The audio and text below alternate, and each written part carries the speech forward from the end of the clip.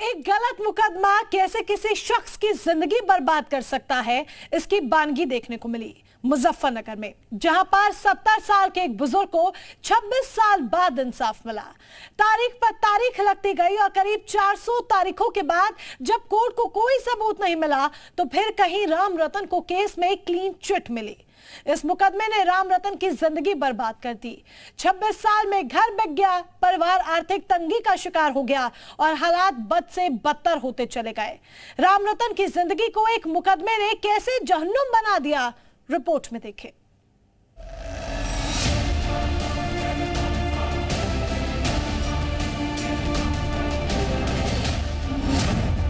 इंसाफ के लिए 26 साल तक तरसी आंखें, 400 तारीखों पर जाते जाते कई बार टूटी आस। घर बिक गया, परिवार बदहाल हो गया। अवैध तमंचे के झूठे मुकदमे का दंश, एक मुकदमे ने परिवार को बर्बाद कर दिया। मुजफ्फरनगर के रोहना खुर्द गांव के रहने वाले 70 साल के बुजुर्ग राम रतन के वो 26 साल कोई नहीं लौटा पाएगा, जो अदालतों के चक्कर काटते काटते बर्बाद हो गया। 2 नवंबर 1996 को राम रतन को अवैध तमंचा रखने के आरोप में गिरफ्तार किया गया था, जिसके बाद उन्हें तारीख पर तारीख मिलती रही। साल दर साल बीतते रहे, जवानी की दहलीज से बुढ़ापा आ गया, घर बिक गया, परिवार कंगाली की कगार पर आ गया और 26 साल बाद अब उन्हें इस मामले में इंसाफ मिला, जहां पर अदालत ने सबूत न होने पर उन्हें बाइज्जत बरी कर दिया। लेकिन इस मामले ने यह भी बता दिया है कि कैसे एक फर्जी मुकदमा किसी की जिंदगी को तबाह और बर्बाद कर सकता है। अब आपको सिलसिलेवार ढंग से बताते हैं कि कैसे एक मुकदमे को लड़ने के चक्कर में राम रतन की पूरी जिंदगी ही बर्बाद हो गई। 2 नवंबर 1996 को राम रतन के घर पुलिस पहुंची।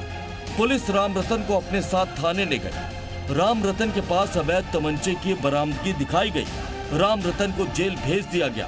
3 महीने बाद राम रतन जमानत पर जेल से बाहर आए। खुद को बेकसूर साबित करने के लिए कोर्ट के चक्कर लगाने लगे।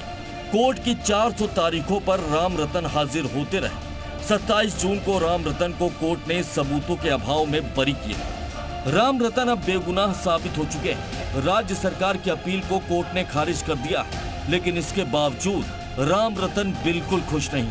ऐसा इसलिए क्योंकि इस मुकदमे की पैरोकारी ने उनकी पूरी जिंदगी ही बर्बाद कर दी।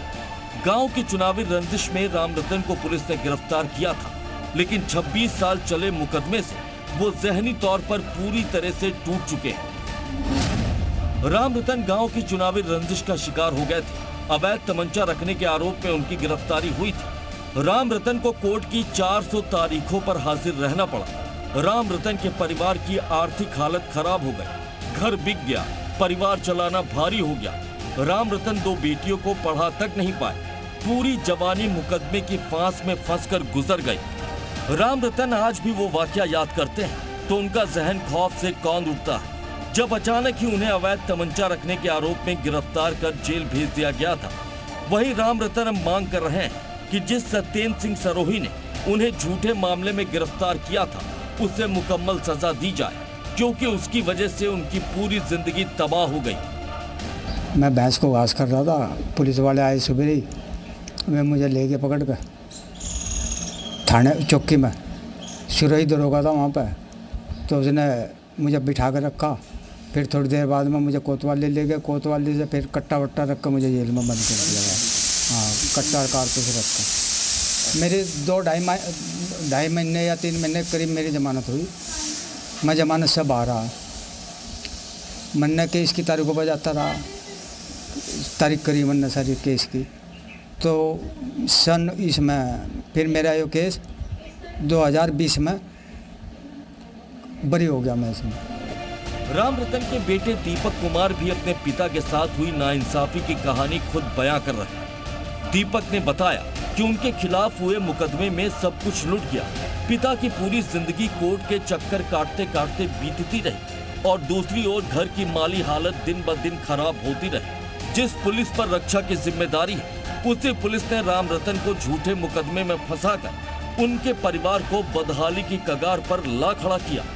राम रतन के वकील ने बताया कि करीब 400 तारीखों के बाद अदालत को ये मानना ही पड़ा कि वो बेगुनाह है, जिसके बाद उन्हें बाइज्जत बरी कर दिया गया। बात कोर्ट ने जो है प्रोसिक्यूशन को लास्ट अपॉर्चुनिटी दी गवाही देने के लिए, उसमें भी कोई गवाही नहीं दी गई। अच्छा। और वो जो है केस जो है कोर्ट ने उसे मुलजिम को एक्विट कर दिया, बरी कर दिया निचली अदालत से। हाँ, निचली अदालत से। अच्छा। फिर उस निचली अदालत के आदेश के खिलाफ सरकारी वकील ने अपील डाला डीजे के यहाँ। वो अपील ट्रांसफ़र होकर आ गया 11वें डीजे के यहाँ। वहाँ फिर वो चला, उसमें फिर दोबारा बहस हुई, सारे कागज़ दिखाए गए। तो कोर्ट ने ये मानते हुए कि ये लापरवाही रही है और उसमें मुलजिम की कोई वो नहीं है, प्रोसिक्यूशन नहीं अपनी जो गवाह पेश नहीं करे, इस वजह से केस छुटा है। राम रतन की ये कहानी न सिर्फ हैरान करती बल्कि बड़े सवाल भी खड़े कर रही, क्योंकि जिस तरह से राम रतन को झूठे मुकदमे का दंश झेलकर अपने 26 साल बर्बाद करने पड़े, जिस तरह से खुशहाल परिवार बदहाली का शिकार हो गया, जिस तरह राम रतन के बच्चे पढ़ाई जैसी जरूरत से भी महरूम रह गए, वो इस पूरे सिस्टम के लिए ही किसी कलंक से कम नहीं, जिसमें किसी भी गरीब के लिए इंसाफ कितना महंगा पड़ सकता है। ये बात राम रतन की कहानी से शीशे की तरह साफ हो चुकी है। मुजफ्फरनगर से नीरज त्यागी के साथ ब्यूरो रिपोर्ट, जी मीडिया।